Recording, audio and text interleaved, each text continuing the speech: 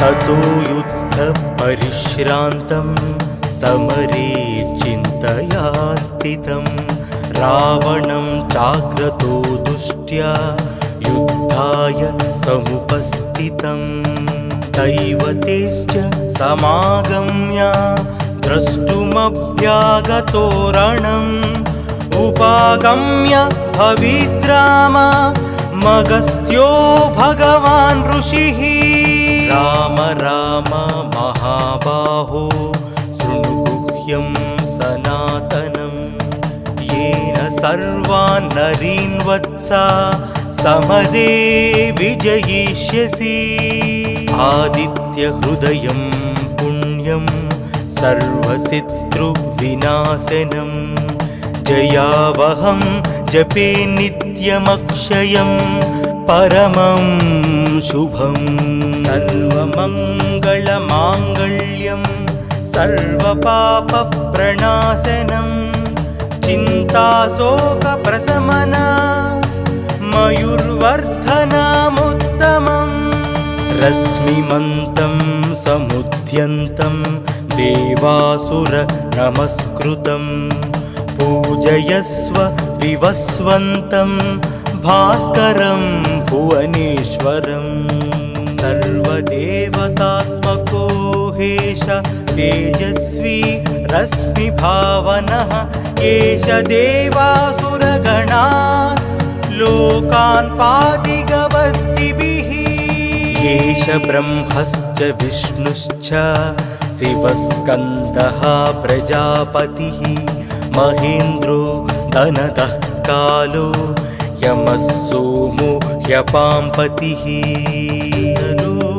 वसवः सान्ध्या हस्विनौ मारुतो मनुः वायुर्वह्निः प्रजाः प्राणा ऋतुकर्ता प्रभाकरः आदित्यः सविता सूर्याः खगः पूषा गपस्तिमान् सुवर्णसदृशो भानुः सुवर्णरेता दिवाकरः हरिद्वसा सहस्रार्ची सप्तसप्तिर्मरीचिमान् तिमिरोन्मथनशम्भु सप्ताष्टमार्ताण्डां सुमान् हिरण्यगर्भशिशिरसप्तनो भास्करो रविः अग्निगर्भोदितेः पुत्रा शङ्कः शिशिरनाशनः व्योमनाथस्तमो वेधी रुक्मजु सामपारगः घनवृष्टिरपामित्रो विन्ध्यावीधिप्लवङ्गमः आतपी मण्डली मृत्युः पिङ्गलः सर्वतापनः रविर्विशो महातेजो रक्तः सर्वभवोद्भवः नक्षत्र ग्रहतारणा मधिपो विश्वभावनः तेजसामपि तेजस्वी द्वादशात्मा नमोऽस्तु ते नमः पूर्वाय गिरये पश्चिमायाद्रये नमः ज्योतिर्गणानां पतये दिनाधिपतये नमः जयाय जयभद्राय हर्यस्वाय नमो नमः नमो नमः सहस्रांशो आदित्याय नमो नमः नमः उग्राय वीराय सारंगाय नमो नमः नमः पद्मप्रबोधाय मार्ताण्डाय नमो नमः ब्रह्मेशानाच्युतेशाय सूर्यायादित्यवर्चसे भास्वते सर्वभक्षाय रौद्राय वपुषे नमः तमोघ्नाय हिमघ्नाय शत्रुघ्नाय मितात्मने कृतघ्नघ्नाय देवाय ज्योतिषां पतये नमः सप्तचामीकराभाय वग्नये विश्वकर्मणे नमस्तमोभिनिघ्नाय रवये लोकसाक्षिणे नासायत्येष वैभूतं तथैव सृजति प्रभुः व्यायत्येष तपत्येष वर्षत्येष गभस्तिभिः येष सुप्तेषु जाग्रत्ति भूतेषु परिनिष्ठतः येष चैवाग्निहोत्रं च फलं चैवाग्निहोत्रिणा वेदाश्च क्रतवश्चैव क्रतूनां फलमेव च यानि कृत्यानि लोकेषु सर्वयेषु रविः प्रभुः येन मापत्सु कृत्येषु कान्तारेषु भयेषु च कीर्तियन् पुरुषः कश्चिन्नावसीदति राघवा पूजया स्वैनमेकाग्रो देवदेवं जगत्पतिम् एतत्त्रिगुणितं जप्त्या युद्धेषु विजयिष्यसि अस्मिन् क्षणे महाबाहो रावणं त्वं वदिष्यसि एवमुक्त्या तदागस्तो जगाम च यथागतम् एतच्छ्रुत्वा महातेजा नष्टशोको भवत्तदा धारयामास सुप्रीतो राघवः प्रयतात्मवान् आदित्यं प्रेक्ष्य जप्त्या तु परं हर्षमवाप्तनवान् विराचम्य शुचित् भूत्वा धनुरादाय वीर्यवान् रावणं प्रेक्ष्य हृष्टात्मा युद्धाय समुपागमत् सर्वयत्नेन महतावधे तस्य धृतोऽभवत् अधरविवदनिरीक्षा रामं मुदितमानः परमं प्रहृष्यमाणः निशिचरपति संशयं विदित्वा सुरगणमध्यगतोत्सर्वरेति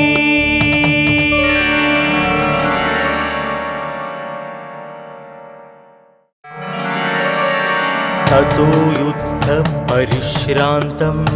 समरे चिन्तया स्थितं रावणं चाग्रतो दुष्ट्या युद्धाय समुपस्थितं दैवतेश्च समागम्य द्रष्टुमभ्यागतो रणम् उपागम्य भविद्राम मगस्त्यो भगवान् ऋषिः राम राम महाबाहो शृणुगुह्यं सनातनं येन सर्वान् नरीन् वत्सा समरे विजयिष्यसि आदित्यहृदयं पुण्यं सर्वशत्रुविनाशनं जयावहं जपे नित्यमक्षयं परमं शुभं सर्वमङ्गलमाङ्गल्यं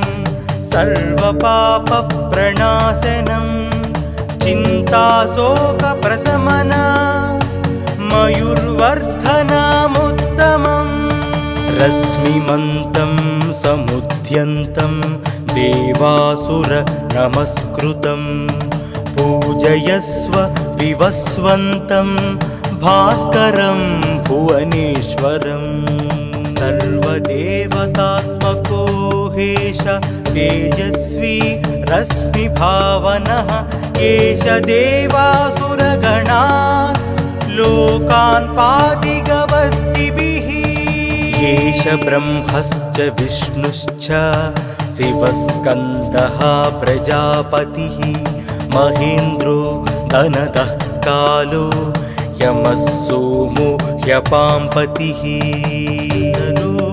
वसवः सान्ध्या अश्विनौ मारुतो मनुः वायुर्वह्नि प्रजाः प्राणा ऋतुकर्ता प्रभाकरः आदित्यः सविता सूर्याः खगः पूषा गभस्तिमान् सुवर्णसदृशो भानुः सुवर्णरेता दिवाकरः हरिद्वसा सहस्रार्ची सप्तसप्तिर्मरीचिमान् तिमिरोन्मथन शम्भु सप्ताष्टमार्ताण्डां सुमान् हिरण्यगर्भशिशिरसप्तनो भास्करो रविः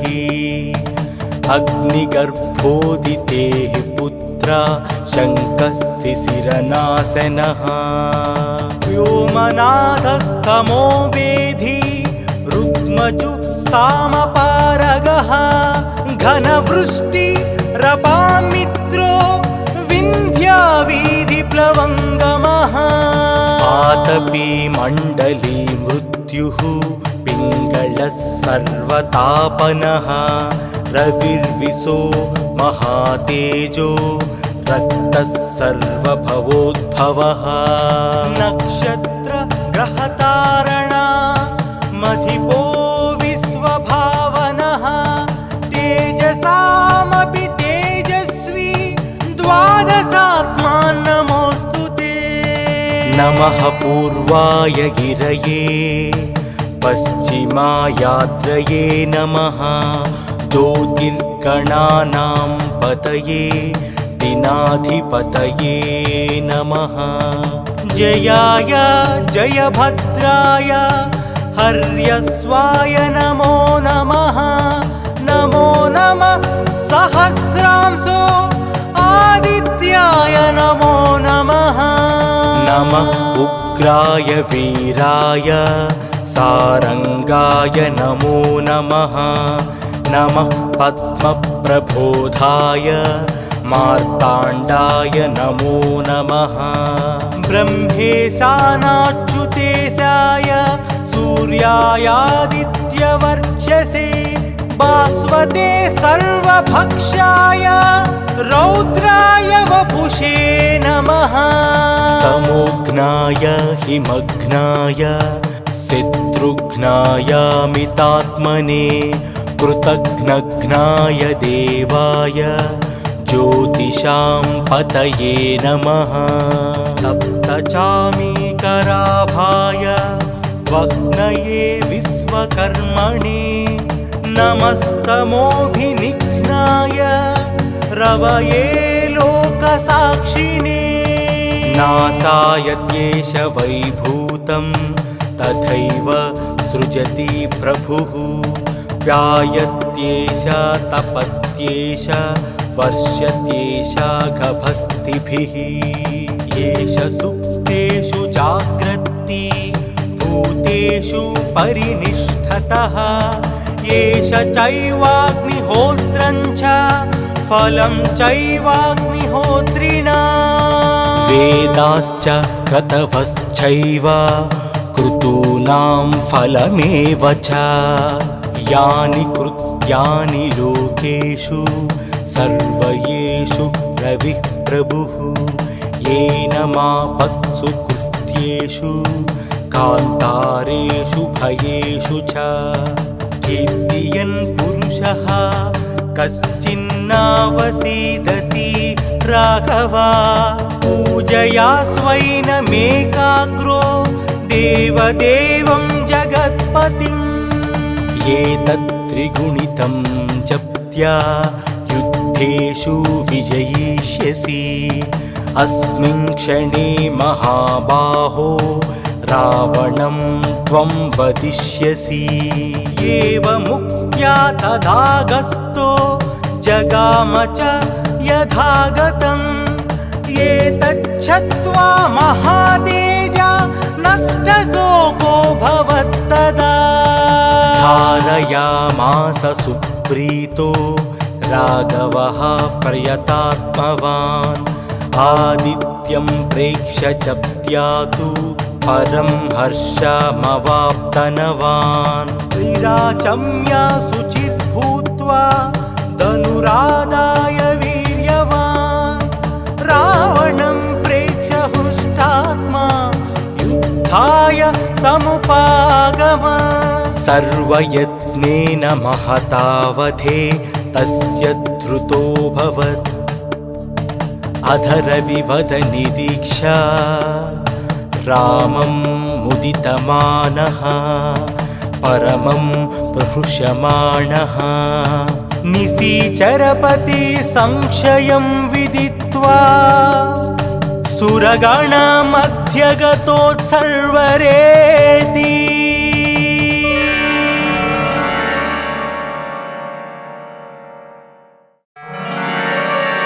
ततो युद्धपरिश्रान्तं समरे चिन्तया स्थितं रावणं चाग्रतो दुष्ट्या युद्धाय समुपस्थितं दैवतेश्च समागम्य द्रष्टुमभ्यागतो रणम् उपागम्य भविद्राम मगस्त्यो भगवान् ऋषिः राम राम महाबाहो शृणु गुह्यं सनातनं येन सर्वान् नरीन् वत्सा समरे विजयिष्यसि आदित्यहृदयं पुण्यं सर्वशत्रुविनाशनं जयावहं जपे नित्यमक्षयं परमं शुभं सर्वमङ्गलमाङ्गल्यं सर्वपापप्रणाशनं चिन्ताशोकप्रशमना मयूर्वर्धनमुत्तमम् रश्मिमन्तं समुद्यन्तं देवासुर नमस्कृतं पूजयस्व विवस्वन्तं भास्करं भुवनेश्वरं सर्वदेवतात्मको हेश तेजस्वी रश्मिभावनः एष देवासुरगणा लोकान् पादिगवस्तिभिः एष ब्रह्मश्च विष्णुश्च शिवस्कन्दः प्रजापतिः महेन्द्रो धनदः कालो यमः सोमो ह्यपाम्पतिः वसवः सान्ध्या अश्विनौ मारुतो मनुः वायुर्वह्नि प्रजाः प्राणा ऋतुकर्ता प्रभाकरः आदित्यः सविता सूर्याः खगः पूषा गपस्तिमान् सुवर्णसदृशो भानुः सुवर्णरेता दिवाकरः हरिद्वसा सहस्रार्ची सप्तसप्तिर्मरीचिमान् तिमिरोन्मथन शम्भु सप्ताष्टमार्ताण्डां सुमान् हिरण्यगर्भशिशिरसप्तनो भास्करो रविः अग्निगर्भोदितेः पुत्रा शङ्कः शिशिरनाशनः व्योमनाथस्तमो वेधी रुक्मजु सामपारगः घनवृष्टि रपामित्रो विन्ध्यावीधिप्लवङ्गमः आतपी मण्डली मृत्युः पिङ्गलः सर्वतापनः रविर्विशो महातेजो रक्तः सर्वभवोद्भवः नक्षत्र ग्रहतारणा मधिपो विश्वभावनः तेजसामपि तेजस्वी द्वादशात्मा नमोऽस्तु ते नमः पूर्वाय गिरये पश्चिमायाद्रये नमः ज्योतिर्गमय गणानां पतये दिनाधिपतये नमः। जयाय जयभद्राय हर्यस्वाय नमो नमः। नमो नमः सहस्रांशो आदित्याय नमो नमः। नमः उग्राय वीराय सारंगाय नमो नमः। नमः पद्मप्रबोधाय मार्ताण्डाय नमो नमः। ब्रह्मेशानाच्युतेशाय सूर्यायादित्यवर्चसे भास्वते सर्वभक्षाय रौद्राय वपुषे नमः। तमोघ्नाय हिमघ्नाय शत्रुघ्नाय मितात्मने कृतघ्नघ्नाय देवाय ज्योतिषां पतये नमः। सप्तचामीकराभाय वह्नये विश्वकर्मणे नमस्तमोभिनिघ्नाय रवये लोकसाक्षिणे। नासायत्येष वैभूतं तथैव सृजति प्रभुः। व्यायत्येष तपत्येष वर्षत्येष गभस्तिभिः। येष सुप्तेषु जाग्रत्ति भूतेषु परिनिष्ठतः। येष चैवाग्निहोत्रं च फलं चैवाग्निहोत्रिणा। वेदाश्च क्रतवश्चैव क्रतूनां फलमेव च। यानि कृत्यानि लोकेषु सर्वयेषु रविः प्रभुः। येन मापत्सु कृत्येषु कान्तारेषु भयेषु च। कीर्तियन् पुरुषः कश्चिन्नावसीदति राघवा। पूजया स्वैनमेकाग्रो देवदेवं जगत्पतिम्। एतत्त्रिगुणितं जप्त्या युद्धेषु विजयिष्यसि। अस्मिन् क्षणे महाबाहो रावणं त्वं वदिष्यसि। एवमुक्त्या तदागस्तो जगाम च यथागतम्। एतच्छ्रुत्वा महातेजा नष्टशोको भवत्तदा।